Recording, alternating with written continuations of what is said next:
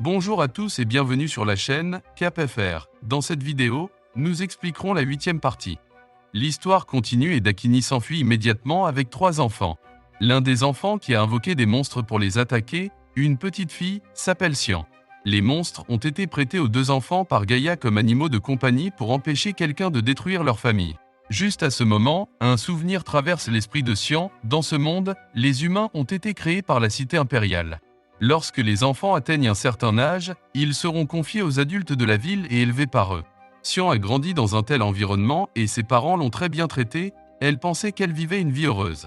Mais un jour, ses parents ont été emmenés pour subir le système de fin de vie. Elle ne voulait pas les perdre, alors elle s'est rebellée, ce qui a fait honte à ses parents. En fin de compte, Xian a été envoyée au camp d'isolement. Ce n'est qu'alors qu'elle s'est rendue compte que ses parents ne s'occupaient d'elle que pour accomplir la tâche assignée par le roi et qu'ils ne l'aimaient pas du tout. En route vers le camp d'isolement, elle a été attaquée par des monstres, et c'est Gaïa qui l'a sauvée et a promis de la laisser vivre dans une famille parfaite. Cela a donné de l'espoir à Xian et elle a juré de protéger sa famille. La mémoire de Xian s'arrête ici. Lorsqu'elle rattrape Dakini, les monstres sont déjà vaincus par Yukito et ses compagnons. Yukito a déjà deviné que quelque chose pourrait arriver, alors il se dirige vers Dakini avec d'autres.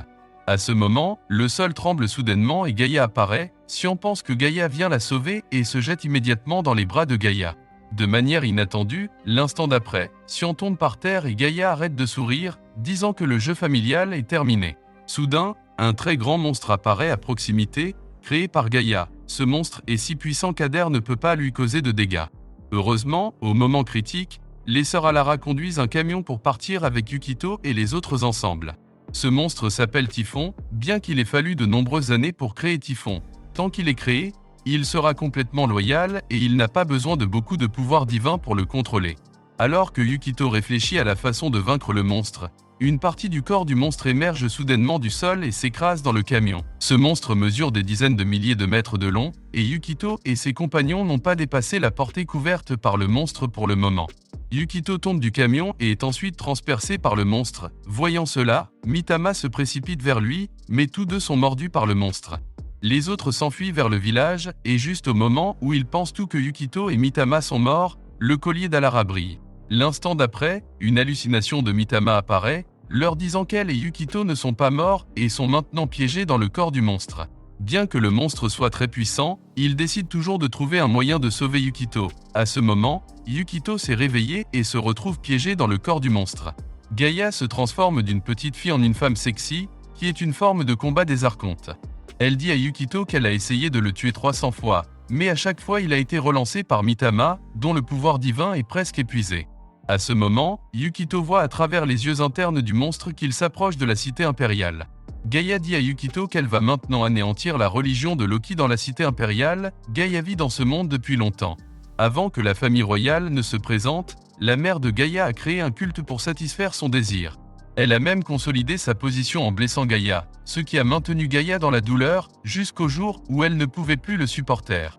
Elle a tué sa mère et détruit elle-même la secte. Plus tard, la famille royale est apparue, qui l'a adoptée et en a fait une archonte.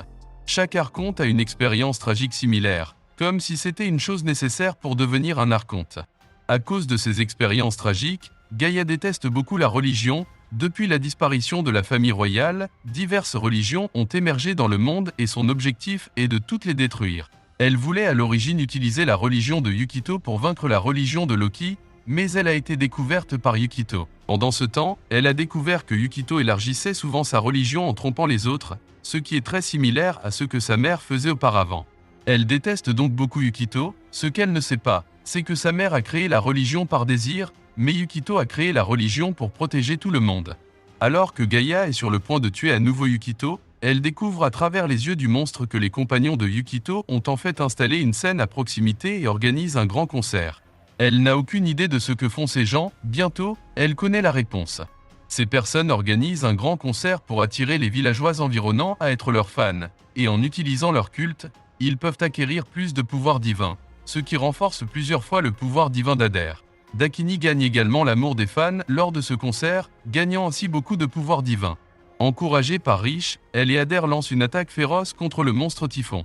Malheureusement, Typhon est beaucoup plus puissant qu'il ne le pensait, et leurs attaques ne l'empêchent que légèrement d'avancer et ne peuvent pas le vaincre. Alors les compagnons de Yukito lancent un plan B. Adair monte sur scène en tenant un micro, disant à ses fans qu'elle est très reconnaissante de leur soutien et qu'elle est très heureuse de s'entendre avec eux. Mais à partir de ce jour, elle ne sera plus un dieu dans la religion, espérant que ses fidèles pourront croire en Matama.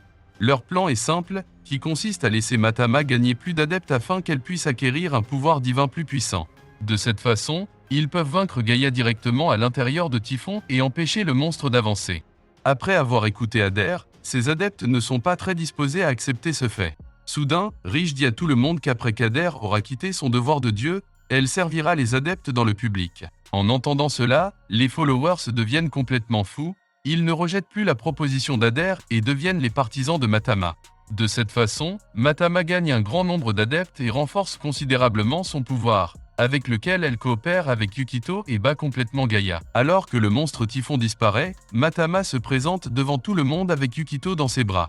En voyant Yukito, Alaru se jette immédiatement dans ses bras, et tout le monde montre un visage souriant. Vient ensuite le procès de Gaïa, un garçon qu'elle a adopté. Kai veut la tuer, mais est arrêté par Xian. Xian a pris Gaïa comme mère. Elle était très heureuse avec Gaïa pendant cette période et a ressenti la chaleur de la famille, alors elle veut que tout le monde donne une autre chance à Gaïa. Et elle ne veut pas que cette famille durement gagnée soit à nouveau détruite. Gaïa est touchée par les paroles de Xian. En fait, elle a aussi vécu une vie misérable.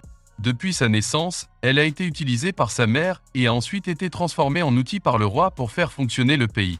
En tant que personne solitaire, elle aspirait à la compagnie de sa famille.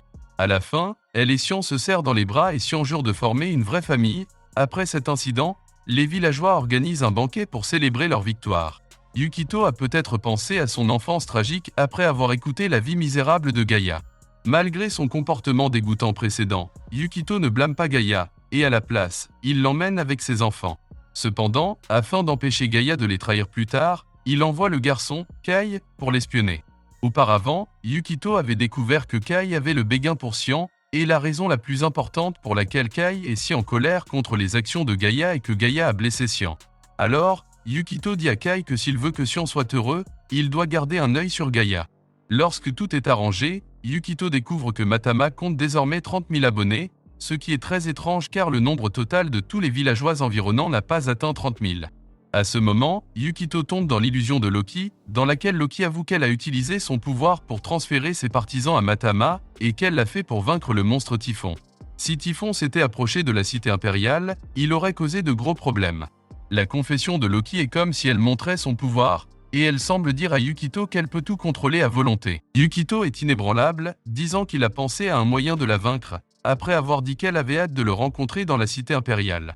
Loki disparaît, après cela, Yukito retourne dans le monde réel et commence à penser à tout ce qui s'est passé récemment. Il n'avait rien dans son monde d'origine, mais il a rencontré de nombreux nouveaux compagnons ici, bien qu'étranges, sont gentils, et il est plus heureux que jamais. En voyant ses compagnons, Yukito ne peut s'empêcher de penser que même si ce monde craint, il est incroyable, et il jure de protéger tout ce qui se trouve devant lui maintenant. Cela amène la fin de cette saison. Ce monde est plus dangereux que le monde original de Yukito, mais même ainsi, il aime toujours plus ce monde car il trouve le sens de son existence ici. Au début, il voulait seulement vivre une vie paisible, mais maintenant ce monde terrible l'oblige à se battre. J'espère que dans l'histoire suivante, il vivra la vie qu'il veut grâce à un travail acharné, et j'espère que vous pourrez obtenir ce que vous voulez.